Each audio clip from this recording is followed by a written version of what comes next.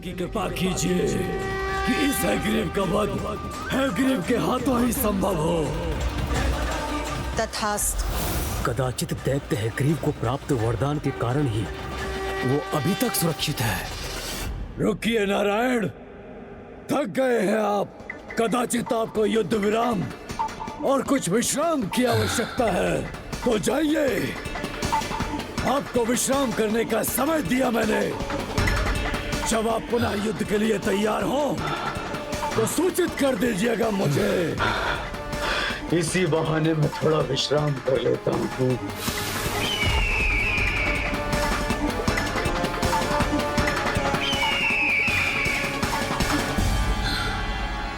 स्वयं प्रभु श्रीहरि नारायण इस दुष्ट से युद्ध करते करते थक गए। किंतु आश्चर्य है, प्रभु स्वयं इसे पराजित करने में असमर्थ हैं। फिर कौन करेगा इसका वध और कैसे होगी सृष्टि की रक्षा? समस्त सृष्टि की सर्वोच्च माता पराशक्ति ही करेगी हमारी समस्या का निवारण।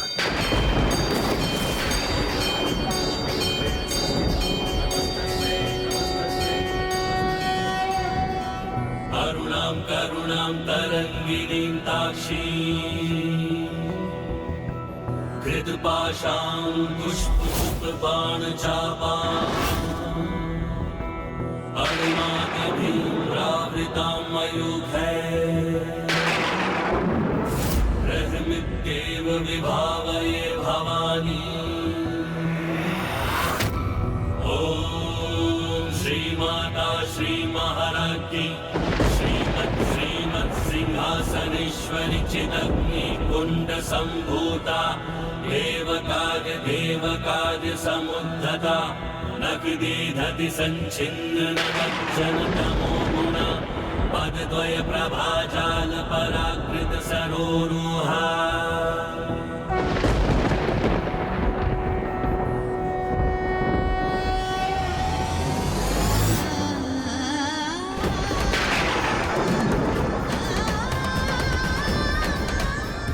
आपको श्राप देती हूँ कि आपका शीश जो मेरी ओर देखने के लिए मुड़ न सका, वो शीश अपने तन से विलग हो जाए।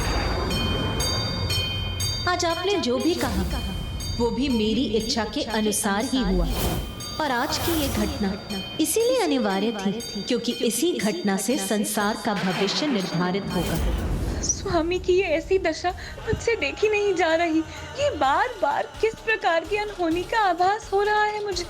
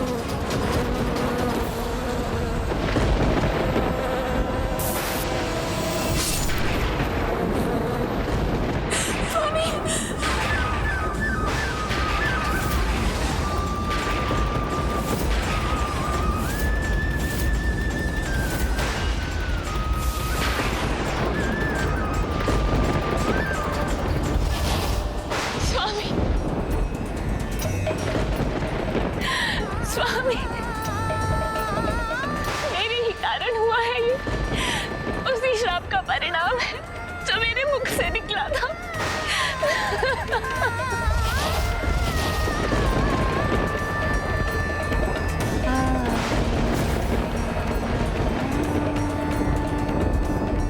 हे माता पराशक्ति, आपने ही तो कहा था कि संसार की प्रत्येक घटना के पीछे कोई ना कोई कारण अवश्य छिपा होता है। तो फिर ये दुर्भाग्यपूर्ण घटना के पीछे ऐसा क्या कारण छिपा है माँ?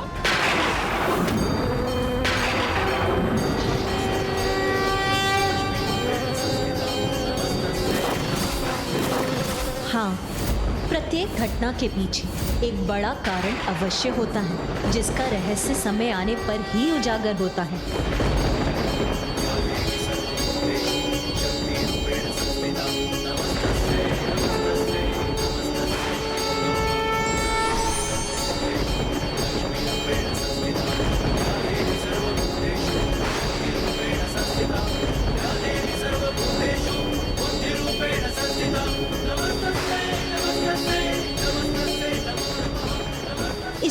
आपको दुखी होने की कोई आवश्यकता नहीं है देवी लक्ष्मी, क्योंकि आज के दिवस के लिए ही आपके मुख पर वो श्राप प्रकट हुआ था। और जैसे मैंने आपसे पूर्व में भी कहा था, संसार की प्रत्येक घटना के पीछे मेरी ही लीला होती है। जो हुआ, जो हो रहा है और जो भविष्य में होगा, वो सब मेरी इच्छा के ही अनुसार होता है। और आज की इस घटना का कारण है कि हैग्रीव का वध मात्र हैग्रीव के हाथों ही हो सकता है, और इसी कारणवश नारायण का शीश उनके धड़ से विलग हुआ है। ब्रह्मदेव, अब इसके आगे का कार्य आपको करना है। यहाँ से उत्तर दिशा में एक नील वर्ण का अश्व दिखाई देगा, जो अब अस्वस्थ होने के कारण मरणासन अवस्था में है। उसका शीश लाकर आपको नारायण के धड़ से उसका जुड़ाव करना होगा। तभी दैत्य हैग्रीव का वध करने के लिए दिव्य हैग्रीव उत्पन्न होगा।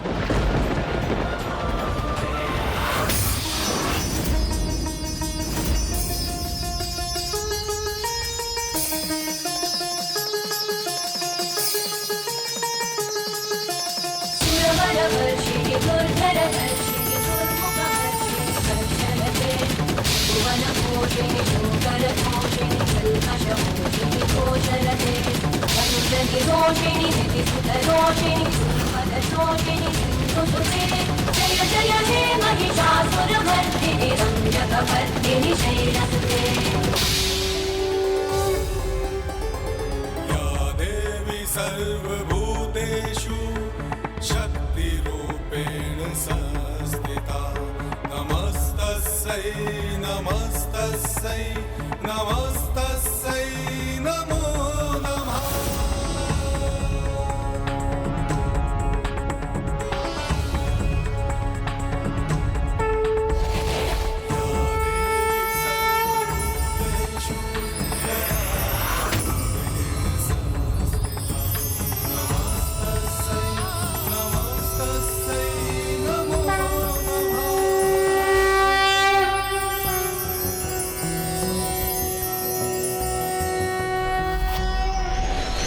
ज्ञानानन्दमयं देवं निर्मलस्फटिकाकृतिम् आधारं सर्वविद्यानां हयग्रीवम् उपास्महे।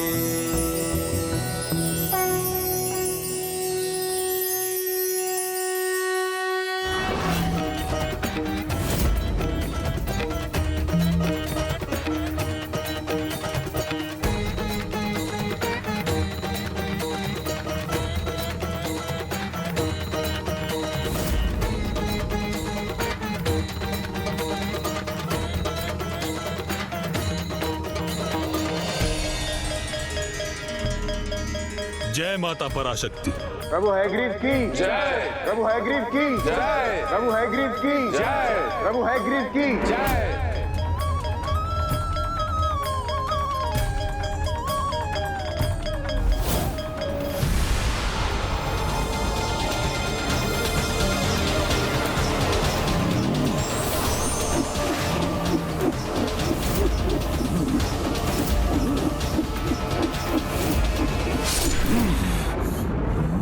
प्रभु हैग्रीव की जय। प्रभु हैग्रीव की जय। प्रभु हैग्रीव की जय। प्रभु हैग्रीव की प्रभु हैग्रीव अर्थात मेरी जय जयकार।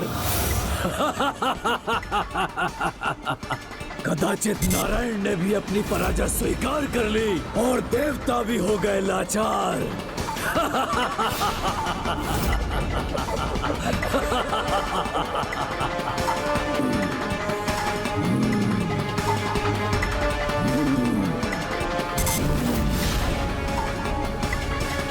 क्या है वहां जिसका इतना भीषण स्वर है?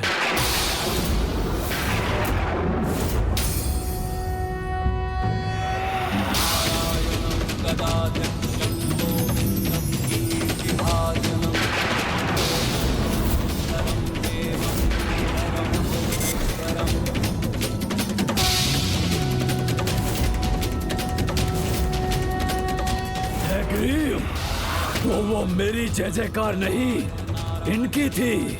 ये है प्रभु हैग्रीव। व्याधिनिवारणाय नारायणाय प्रभवाय नमो नमस्ते।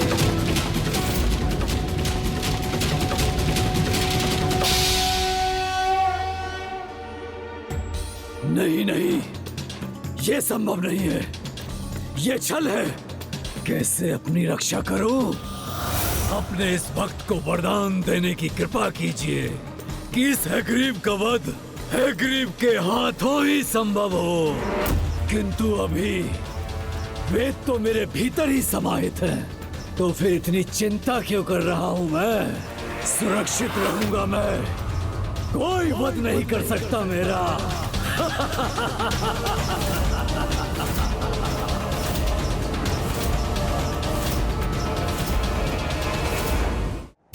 ये कैसा परिहास है आपका नारायण? आपको क्या लगा आप हैग्रीव का वध करने हेतु हैग्रीव का रूप धारण कर युद्ध करेंगे तो इसमें सफल हो जाएंगे? नहीं, कदापि नहीं। कदाचित भूल रहे हैं आप कि अपने वरदान के साथ वेदों की शक्ति भी प्राप्त है मुझे। वेदों की शक्तियां तो उन्हीं का साथ देती है जो धर्म कार्य में उसका प्रयोग करते। तुम्हारे समान अधर्मी दैत्य वेदों को अपने भीतर अवश्य समाहित कर सकते, किंतु उनकी शक्ति उनके ज्ञान को ग्रहण नहीं कर सकते।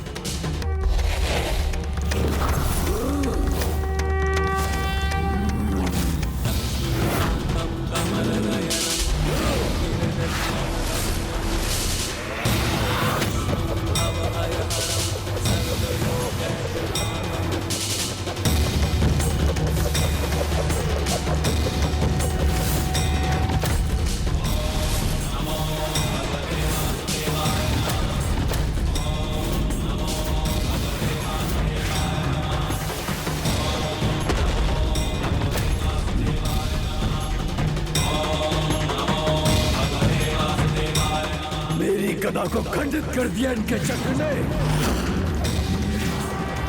और अब तो ये मेरी ही ओर बढ़ रहा है।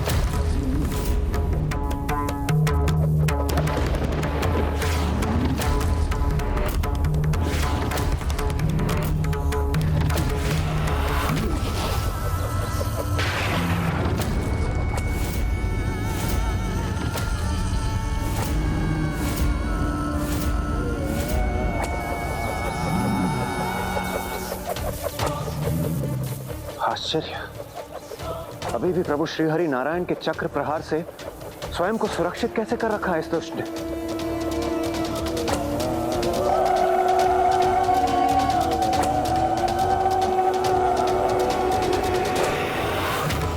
अब इस दुष्ट की अंत का समय आ गया।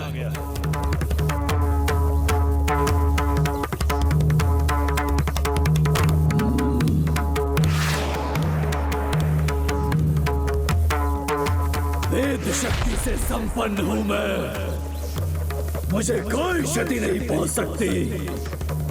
अभी भी अपने उसी भ्रम से भ्रमित हो मूर्ख। सुनो, जिस प्रकार अपवित्र जल से भरा कमंडल वर्षा के पवित्र जल की एक बूंद भी ग्रहण नहीं कर पाता, उसी प्रकार तुम्हारा अपवित्र मन न वेद की पवित्रता को प्राप्त कर सका, न ही उसकी शक्तियों को, और अब तुम्हारा अंत निश्चित।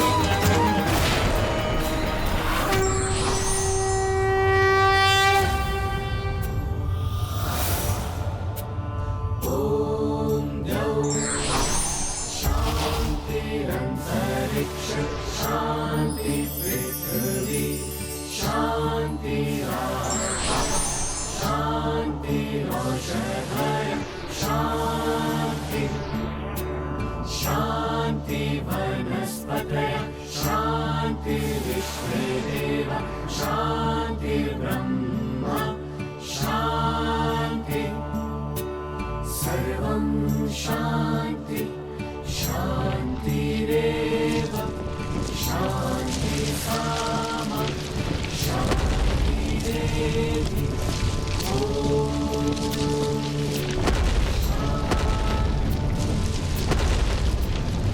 प्रभु श्री हरि नारायण ने प्रभु हैग्रीव अवतार लेकर अज्ञानता रूपी दैत्य हैग्रीव से वेदों को मुक्त कराया और ज्ञान रूपी प्रकाश को सृष्टि पर लौटाया। इसीलिए आज से संसार उनकी पूजा बुद्धि और ज्ञान के भगवान के रूप में भी करेगा।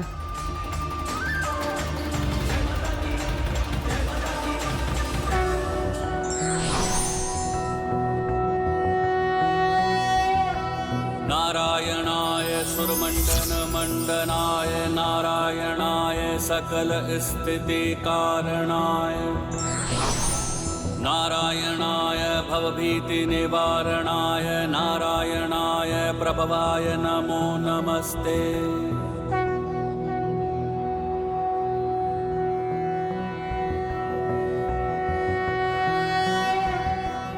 प्रभु हैग्रीव की जय। प्रभु हैग्रीव की जय। प्रभु हैग्रीव की जय। आधारं सर्वविद्यानां हयग्रीवम् उपास्महे।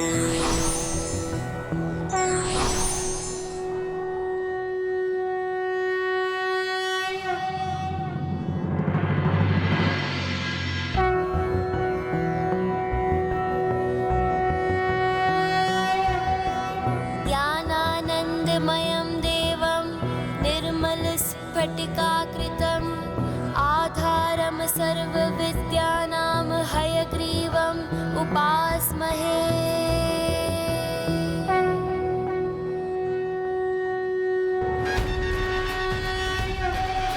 अर्थात हम उन सर्वोच्च दिव्य ज्ञान और पूर्ण आनंद स्वरूप प्रभु हैग्रीव की ध्यान और आराधना करते हैं, जिनका मुख और कंठ अश्व का है और जो एक निर्मल स्फटिक के समान तेजोमय और जो ज्ञान की सभी विधाओं के स्वामी हैं।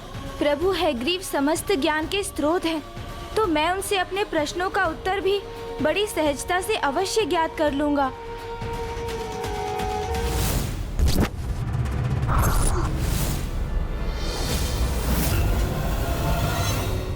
उस भाग में है जहाँ सघन वन में वृक्ष पौधे अर्थात प्रकृति का प्रत्येक अंश दिव्यता से परिपूर्ण होकर माता पराशक्ति के मंत्र का जाप करता प्रतीत होता है।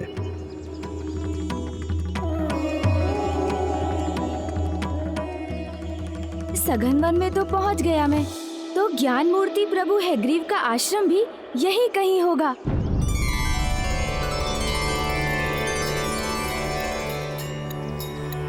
आह, कितने आश्चर्य की बात है। यहाँ तो प्रत्येक वृक्ष और पौधे का दिव्य अनुपम तेज है।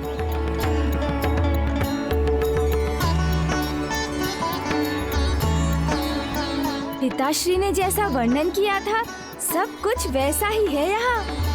वृक्षों पौधों की अनुपम आभा है और ऐसा लग भी रहा है जैसे ये सभी माता पराशक्ति के मंत्र का जाप कर रहे हैं। किंतु फिर मुझे प्रभु हैग्रीव के दर्शन क्यों नहीं हो रहे हैं?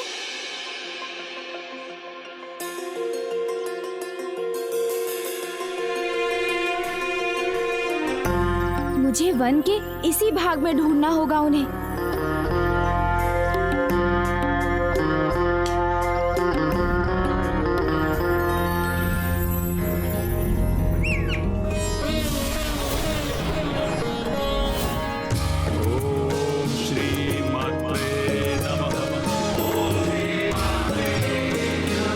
कुछ ज्ञात नहीं हो रहा।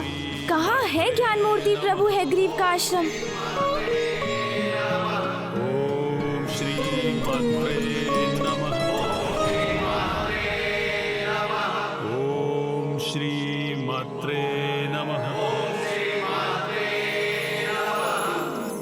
वो स्थान तो वन के अन्य स्थानों से भी अधिक प्रकाशित है, तो कदाचित वहीं जाना चाहिए मुझे।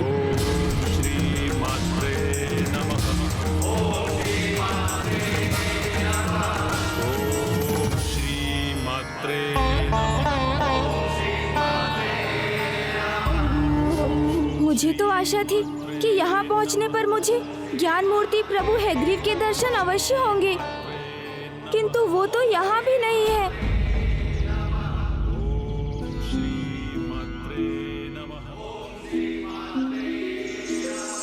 इस वन का कोई भाग शेष नहीं रहा अब।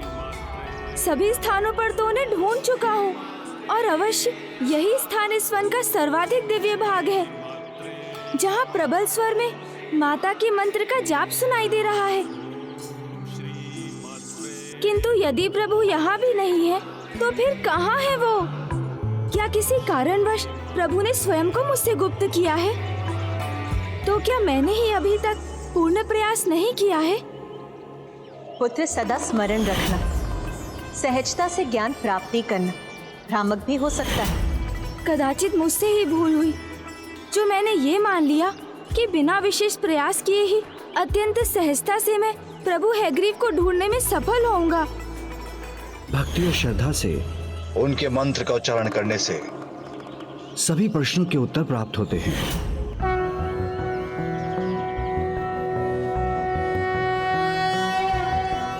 ज्ञानानंदमयं देवं निर्मलस्फटिकाकृतिम् आधारं सर्वविद्यानां हयग्रीवम् उपास्महे।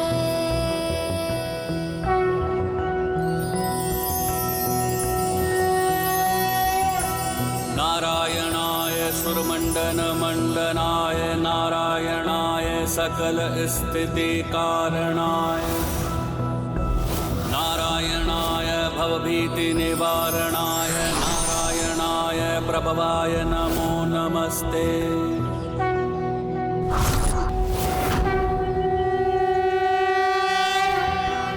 ज्ञानानन्दमयं देवं निर्मलस्फटिकाकृतिम् आधारं सर्वविद्यानां हयग्रीवम् उपास्महे।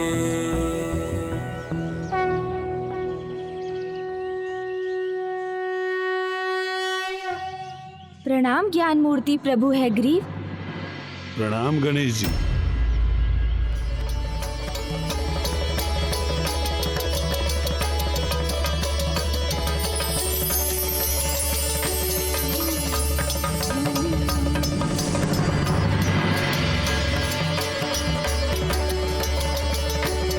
हे गौरी नंदन, हे महादेव पुत्र, प्रथम पूज्य गणेश जी, मेरे आश्रम में आपका स्वागत है। मुझे ज्ञात है कि आप अपने अनेकों प्रश्नों के उत्तर ज्ञात करने के लिए यहाँ पधारे हैं। हे ज्ञान मूर्ति प्रभु हैग्रीव, आप ही संपूर्ण ज्ञान के ज्ञाता हैं, इसलिए प्रभु आप ही मेरी सभी जिज्ञासा शांत कर सकते हैं। और अभी आपके दर्शन पाकर तो मेरे मन में वो सभी प्रश्न पुनः उभर उठे हैं जिनके उत्तर पाने के लिए मैं इतना व्याकुल हूँ प्रभु। असंख्य ब्रह्मांड क्यों, कैसे और कहाँ है? माता पराशक्ति अर्थात संसार की सर्वोच्च माता कौन है? और वो तीन विचित्र जीव जिन्हें मैंने माँ, पिताश्री और कुबेर जी के साथ देखा था, वो कौन है? और मैं ये भी ज्ञात। शांत गणेश जी, आइए मेरे साथ चलिए। जी प्रभु, मेरे प्रश्नों के उत्तर देने के स्थान पर मुझे इस जलाशय की ओर क्यों ले जा रहे हैं? प्रभु कृपा कर मेरी जिज्ञासा शांत कीजिए आप। मुझे तो मेरे प्रश्नों के उत्तर चाहिए थे, फिर आप मुझे जलाशय में। शांत, तनिक धैर्य रखिए गणेश जी। इस जलाशय के जल को ध्यान से देखिए।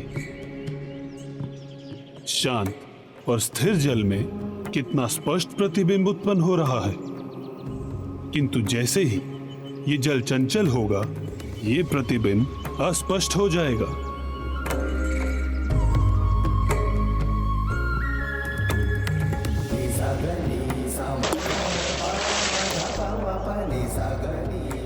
आप स्वयं देखिए गणेश जी। प्रभु, इस जल के उदाहरण से हमें यही सीख प्राप्त होती है ना कि शांत और स्थिर मन से ही व्यक्ति ज्ञान प्राप्त कर उसे पूर्णता में ग्रहण और समझने में समर्थ हो पाता है, और अशांत मन से अपने प्रश्नों के उत्तर पाकर भी उन्हें समझना कठिन हो जाता है। सत्य कहा ना प्रभु? इसलिए सर्वप्रथम आपको माता पराशक्ति की आराधना हेतु उनके मंत्र ओम श्री मात्रे नमः का जाप कर अपने मन को शांत करना चाहिए। ओम श्री मात्रे नमः। ओम श्री मात्रे नमः। ओम श्री मात्रे नमः।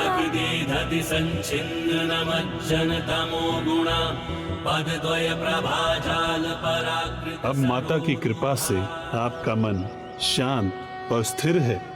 तो अब पूछिए गौरी नंदन, आप अपने किस प्रश्न का उत्तर चाहते हैं? हे ज्ञान और बुद्धि के ईश्वर, मेरे प्रश्नों के उत्तर देने के पूर्व मुझे आप अपने ज्ञान मूर्ति स्वरूप के दर्शन प्रदान करने की कृपा करें प्रभु। अवश्य गौरी नंदन।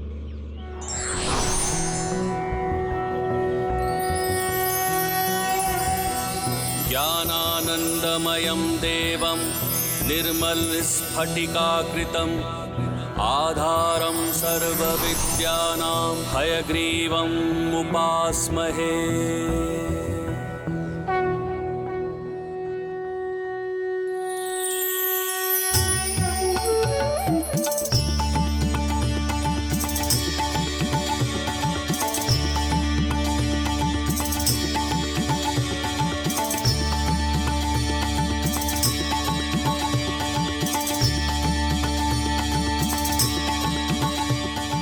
प्रभु, आपके ये अद्भुत दर्शन पाकर मैं धन्य हुआ। आपकी जिज्ञासाओं से मैं परिचित हूँ गौरी नंदन, किंतु पूछिए सर्वप्रथम आप मुझसे क्या ज्ञात करना चाहते हैं? ओह हाँ प्रभु, सर्वप्रथम मुझे ये बताने की कृपा कीजिए कि पिताश्री ने रावण के विषय में बताते हुए ये क्यों कहा कि ब्रह्मांड एक नहीं अनेक है और प्रत्येक ब्रह्मांड में भिन्न रावण का जन्म होता है। ये क्या रहस्य है प्रभु, कृपया मुझे बताइए। एक साधारण जीव उसी को अपना संसार समझता है जिसे वो देख पाता है या जिसका उसको अनुभव होता है। देवी देवताओं का ज्ञान भी उनके लोकों तक ही सीमित रहता है और त्रिदेव और त्रिदेवियों को भी अपने ही ब्रह्मांड का पूर्ण ज्ञान होता है, किंतु उनके ज्ञान और अनुभव के परे अनंत सागर में असंख्य ऐसे ब्रह्मांड हैं जो सभी अर्थों में एक दूसरे के समान ही हैं। सभी ब्रह्मांडों में वही सूर्य, सौर मंडल, ग्रह और यहाँ तक कि जीव जंतु भी एक समान ही होते हैं।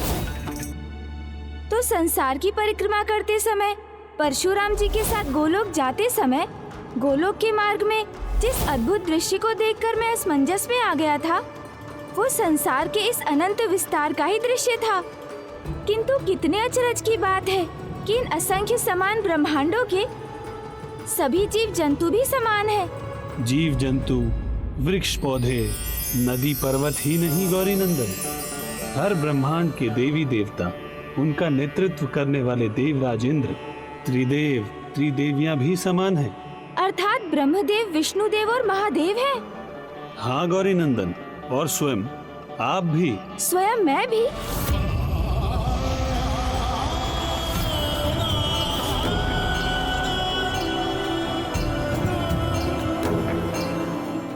और जब इन असंख्य ब्रह्मांडों में अन्य सब कुछ समान है, तो वहाँ वही छोटे बड़े असुर भी जन्म लेते हैं जो अन्य ब्रह्मांडों में होते हैं।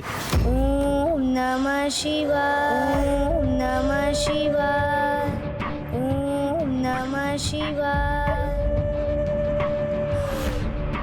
ओम नमः शिवाय।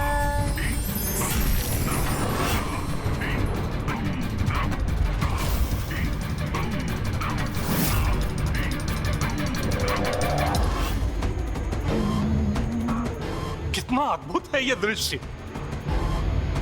अर्थात हमारे महानायक की शक्ति में वृद्धि हो रही है।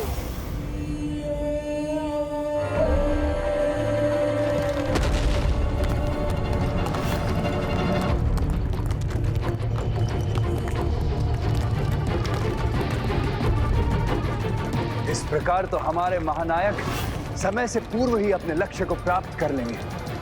प्रत्येक ब्रह्मांड का समय चक्र भी समान रूप से ही गतिमान होता है, जिसके अनुसार प्रत्येक कल्प के प्रत्येक त्रेता युग में असुर रावण का जन्म होता है, जो हर ब्रह्मांड में एक समान अधर्म और दुराचार करता है। फिर उसकी पापों की गागर भरने पर प्रभु श्री हरि नारायण राम अवतार में उसका वध कर पुनः धर्म की स्थापना करते हैं। महादेव के कथन के पीछे छिपे इस गूढ़ रहस्य को मुझ पर उजागर करने हेतु आपका कोटि कोटि धन्यवाद प्रभु। अब ज्ञात हुआ मुझे कि माता पराशक्ति की रचना और जीवन की क्रिया तो अनंत है। ब्रह्मांड एक नहीं अनेक है।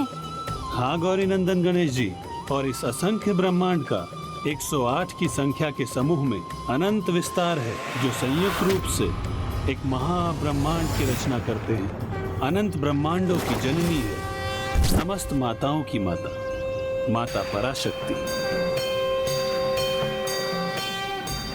प्रणाम माता। प्रणाम माता। मेरा अगला प्रश्न तो माता पराशक्ति को लेकर ही था प्रभु। माँ ने कहा था उनका रहस्य भी आप ही को ज्ञात है, तो मुझे बताने की कृपा करें प्रभु कि क्या वो माँ पार्वती से भिन्न है और उनका निवास कहाँ है। न वो हमसे भिन्न है न हम उनसे, और ये असंख्य ब्रह्मांड भी तो उन्हीं के अंश है। माता पार्वती जगत जननी है और माता पराशक्ति प्रत्येक जगत की जननी है। माता पार्वती की भी इसलिए तो उन्हें माताओं की माता भी कहा जाता है। संपूर्ण संसार अर्थात इस अनंत संसार के कण कण में जो सर्वोच्च चैतन्य के रूप में व्याप्त है, जिनसे सर्व जगत में चेतना का संचार होता है, जो चैतन्य की व्यक्त और द्वितम रूप है, उन्हीं माता ललिता पराशक्ति का सभी दिव्य शक्तियों में सर्वोच्च स्थान है।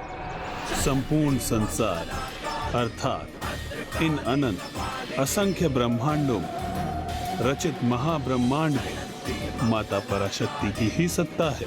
जो हो चुका है, जो हो रहा है और जो होने वाला है, सब उन्हीं की लीला है। और उन्हीं की लीला के अनुसार आपने उन तीनों दृश्यों को देखा था गौरी नंदन। किंतु प्रभु वो तीन जीव हैं कौन? वो तीन महाविकारों से जन्मे 3 महाअसुर हैं, जो प्रत्यक्ष और अप्रत्यक्ष रूप से प्रभावित कर मनुष्य को उनके पतन की ओर ले जाते हैं। उनमें प्रथम नरकंकाल रूपी लोभासुर है, जिसका जन्म लोभ से हुआ था। उसे आपने कुबेर जी के साथ इसीलिए देखा क्योंकि उसका जन्म स्वयं कुबेर जी के लोभ से हुआ था।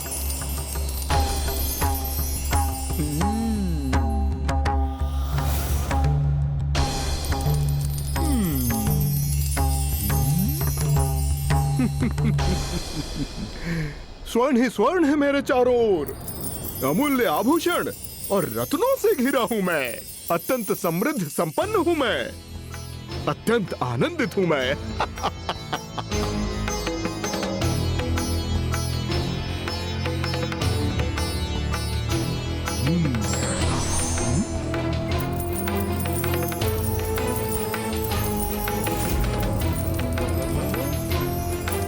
स्वर्ण ही स्वर्ण।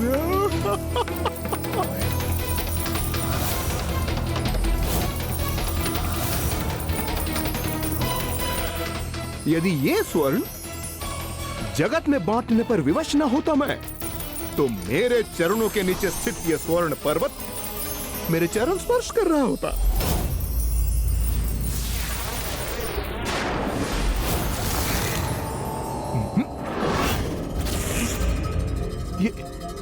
ये मेरा चरण स्पर्श किसने किया?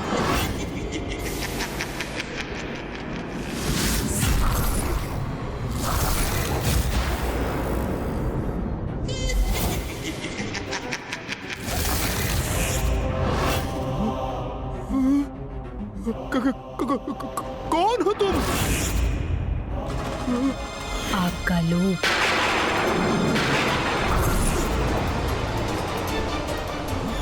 यदि ये स्वर्ण जगत में बांटने पर विवश न होता मैं, तो मेरे चरणों के नीचे स्थित ये स्वर्ण पर्वत मेरे चरण स्पर्श कर रहा होता। ये क्या हो गया मुझसे? जिस धन संपत्ति का मैं मात्र संरक्षक हूँ, उसी के लोभ के वश में कैसे आ गया मैं?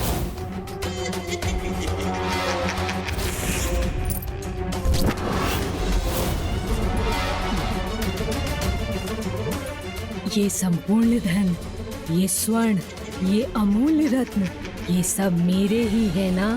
नहीं नहीं, यहाँ तुम्हारा कुछ भी नहीं है। मेरा जन्म तो आपसे ही हुआ है ना। आज ये सब आपका है, कल ये सब मेरा होगा, मात्र मेरा। नहीं नहीं, ये उचित नहीं है। मेरा यहाँ कुछ भी नहीं है। मैं तो मात्र इस धन कोष का संरक्षक हूँ। इस धन पर तो समस्त जगत का अधिकार है। नहीं, अन्य किसी का नहीं है, ये सब मेरा है, मेरा है।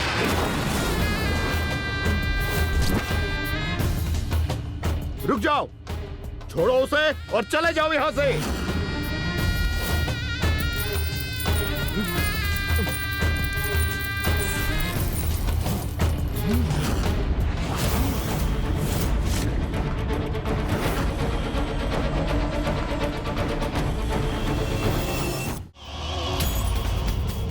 यदि आपकी यही इच्छा है कि मैं यहाँ से प्रस्थान करूं, तो मैं चला जाता हूँ यहाँ से।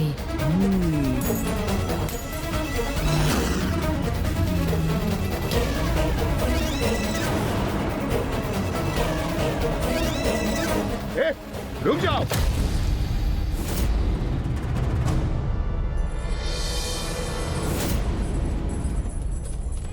उन मुद्राओं को यहीं पे छोड़ दो, अन्यथा इसका अत्यंत भीषण परिणाम तुम्हें भुगतना होगा। और सुनो, अपना मुख मुझे कभी मत दिखाना। अब चले जाओ यहां से।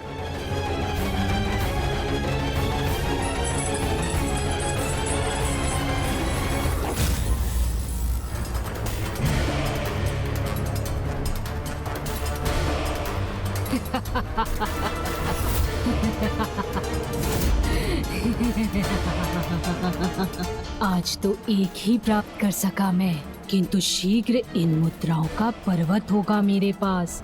कुबेर जी, जितनी मुद्राओं के आप स्वामी हैं, उतनी ही मुद्राओं का स्वामी तो मैं अवश्य बनूंगा। फिर क्या हुआ प्रभु? वो लोभ एक विकार से उत्पन्न हुआ था और अन्य विकारों के समान निरंतर बढ़ता ही गया। जिस दिवस आपने उसे कुबेर जी के साथ देखा था, कुबेर जी उससे सुधरने का आग्रह कर रहे थे।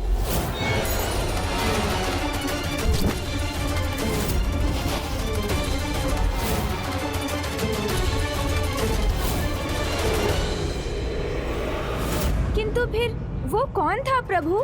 किस विकार से उत्पन्न हुआ था जो उस वृद्धा माँ को उसके व्यसनी पुत्र से प्रताड़ित करवा रहा था? और मैंने उसी को माता पार्वती के साथ संवाद करते हुए भी देखा।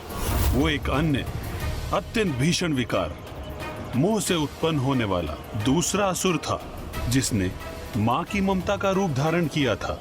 ये वो मोह ही था जो आपके प्रति माता पार्वती की ममता बनकर आपके समक्ष प्रकट हुआ था। ये सत्य है गणेश जी, आपको जन्म देने के उपरांत माता पार्वती का आपके अपनी संतान के प्रति मोह ने उस ममता को उत्पन्न किया, जिस पर स्वयं उनका ही कोई नियंत्रण नहीं था। ऐसी ममता जो उचित और अनुचित का भी भेद भुला देती है। और जब माता पार्वती को ज्ञात हुआ कि आपका शीश आपके धड़ से विलग करने वाले और कोई नहीं स्वयं प्रभु महादेव हैं, तो एक अन्य विकार क्रोध ने उनको अपने वश में किया। और फिर ये दोनों विकार अपने चरम पर पहुंच गए, जिस कारण माता पार्वती ने महादेव को ही दोषी ठहरा दिया। उसके शीश को कैसे विलग किया आपने? क्रोध और मोह के विकारों के मिश्रण से ममता ऐसे चरम पर पहुंच गई कि उसके परिणाम स्वरूप जो नकारात्मकता उत्पन्न हुई, उसने छोटे कणों के रूप में प्रत्यक्ष रूप धारण करना आरंभ कर दिया। और फिर जब माता का क्रोध भी अपने चरम पर पहुंचा, तो उसी क्षण ममतासुर ने अपना आकार लेना आरंभ कर दिया था। आज कोई शेष नहीं रहेगा, सबका संहार करूंगी मैं। पार्वती, वो तुम्हारा ही नहीं, मेरा भी पुत्र था। हाँ, ये सत्य है पार्वती, कि मेरे हाथ बहुत बड़ा अनर्थ हो गया है, किंतु मैं करता भी क्या?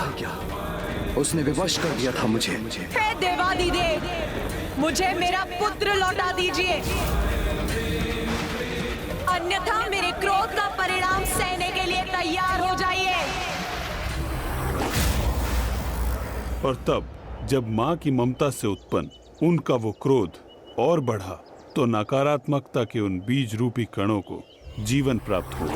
मुझे मेरा पुत्र चाहिए, अन्यथा मेरी क्रोधाग्नि सारे संसार को भस्म कर देगी। इस प्रकार मोह विकार के चरम से उत्पन्न हुई ममता ने अपनी पराकाष्ठा पर पहुंचकर असीम क्रोध का रूप ले लिया, तो उसने अप्रत्यक्ष रूप से एक नकारात्मकता को उत्पन्न कर उसमें प्राण भर दी, और इसका आभास तब किसी को भी नहीं था।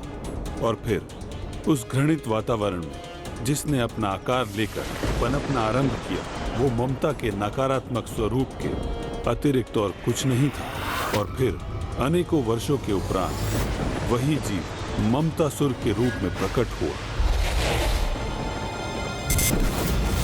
और फिर अपने जन्म के उपरांत ममतासुर ने ममता के चरम के उस नकारात्मक भाव का विस्तार करना आरंभ किया, जिसके कारण माता पिता अपनी संतानों को उचित संस्कार सिखाने के स्थान पर उन्हें अपनी ममता से पथभ्रष्ट ही करने लगे, उन्हें विकारग्रस्त होने की अनुमति देने लगे। ये लो पुत्र, ये खा लो। नहीं नहीं खाना मुझे। पुत्र,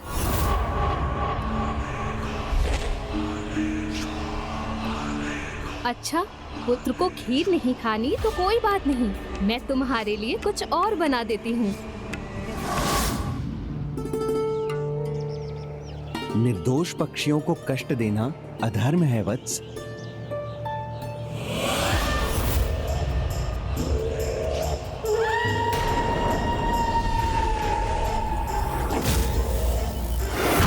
मेरे पुत्र को इस प्रकार उलाहना नहीं दे सकते आप गुरुदेव। इसकी जो इच्छा होगी वो करेगा मेरा पुत्र।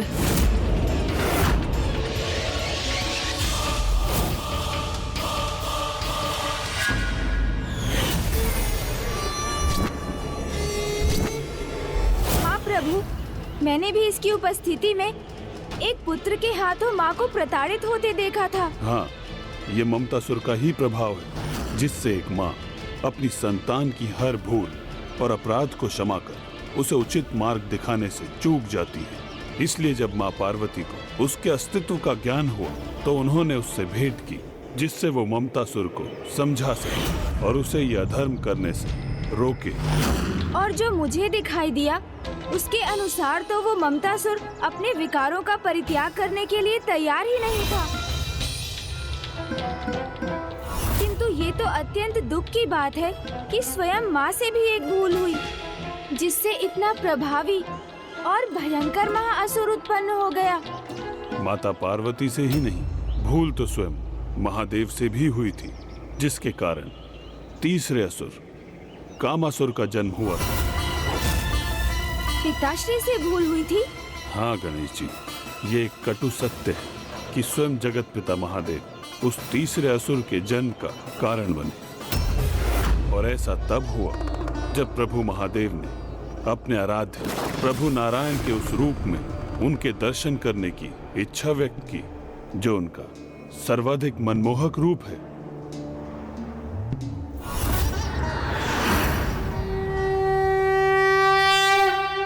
हे नारायण, आपकी मधुर मुस्कान से युक्त आपके प्रभु दर्शन पाकर समस्त संसार को ही नहीं, अपितु मेरे हृदय को भी अपार सुख की अनुभूति होती है। और जब इस रूप में आपके दर्शन पाकर मेरा मन इतना हर्षित है प्रभु, तो आपके मोहिनी रूप की मधुर मुस्कुराहट के प्रभाव से तो असीमित दिव्यानंद का अनुभव अवश्य होगा। कदाचित एक दिवस ऐसा अवश्य आएगा जब मुझे भी आपके इस रूप के पूर्ण दर्शन पाने का अवसर प्राप्त होगा। कदाचित एक दिवस ऐसा अवश्य जब मुझे भी आपके इस रूप के पूर्ण दर्शन पाने के अवसर प्राप्त होगा।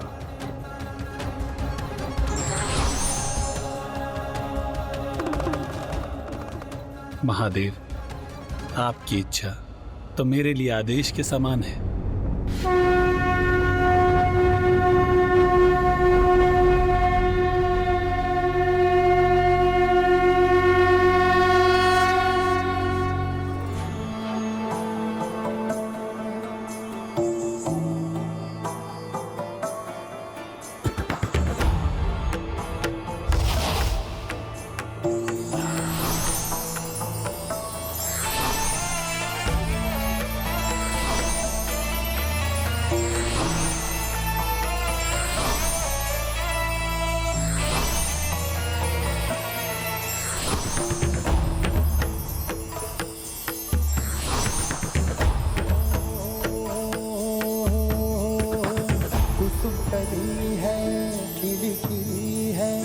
सुंदर छैल छबीली गौरांगी माधुर सजीली कामिनी नार नवेली रंग रंगीले होठ रसीले में बड़े कजरारे एक झलक जो देखे कोई तन मन जीवन हारे।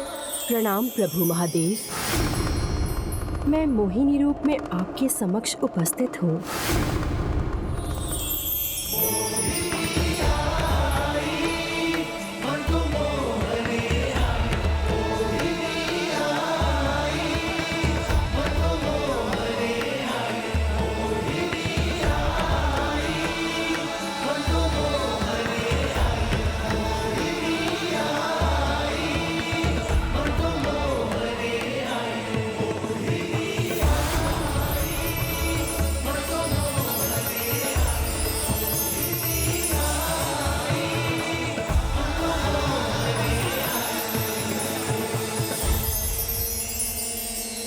आपके इस अनूठे दिव्य स्वरूप के अद्भुत दर्शन प्रदान करने के लिए आपका कोटि कोटि धन्यवाद प्रभु। हे महादेव, अपने आराध्य की इच्छा को पूर्ण करना तो भक्त का सर्वोच्च कर्तव्य होता है।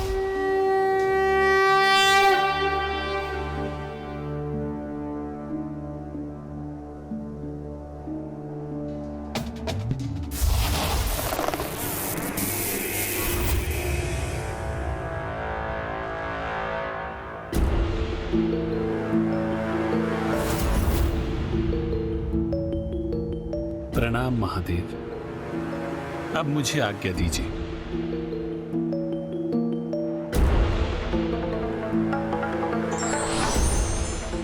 महादेव, मुझे अर्थात कामासुर को उत्पन्न करने के लिए आपका कोटि कोटि धन्यवाद। किसका स्वर था ये?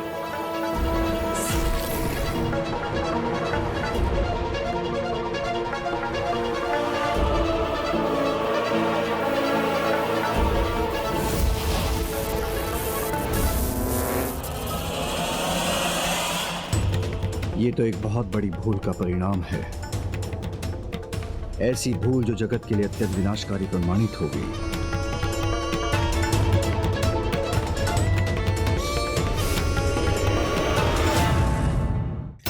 कामासुर का जन्म उस समय अवधि में हुआ जब महादेव ने विष्णु के मोहिनी अवतार को देखा और फिर उत्पन्न हुआ वही कामासुर काम के रूप में संसार के सर्वत्र भाग में प्रसारित हो गया।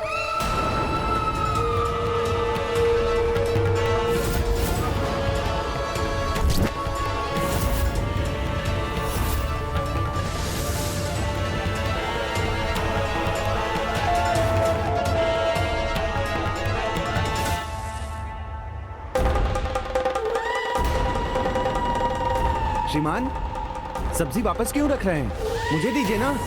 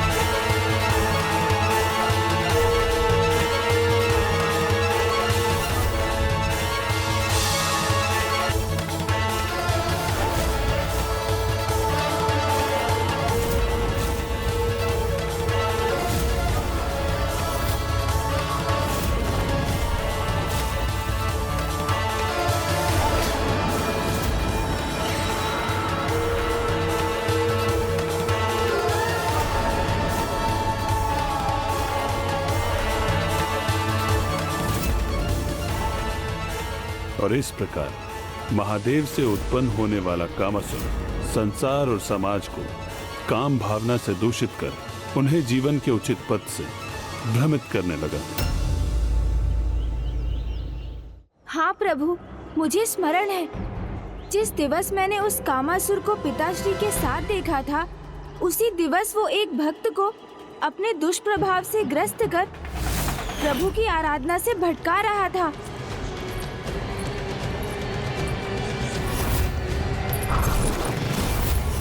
किंतु फिर महादेव का वहाँ उसके साथ होने का क्या कारण था?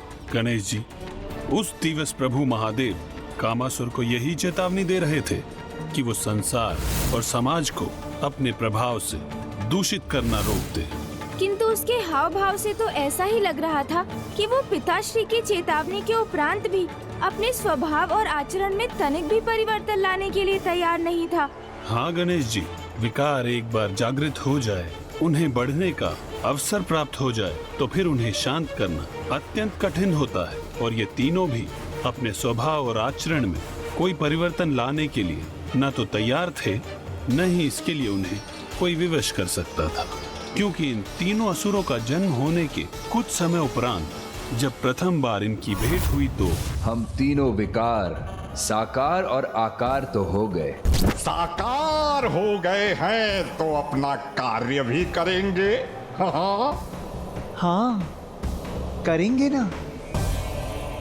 विस्तार अपने अपने विकारों का।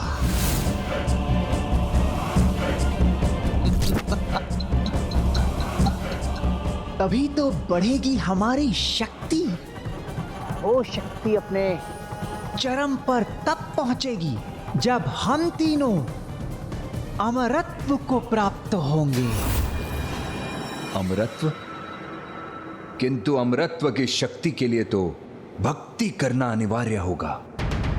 भक्ति?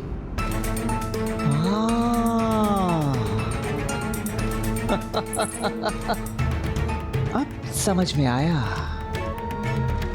कि उस भक्ति को समूल नष्ट करने के लिए सर्वप्रथम हम उसे अपनाएंगे और करेंगे तब घोर तप।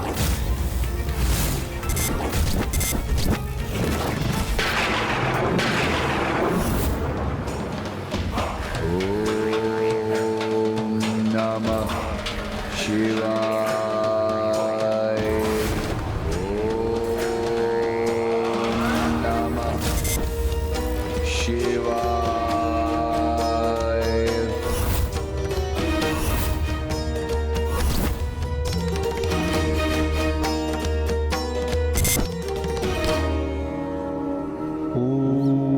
नमः शिवाय। ओम नमः शिवाय। ओम नमः शिवाय।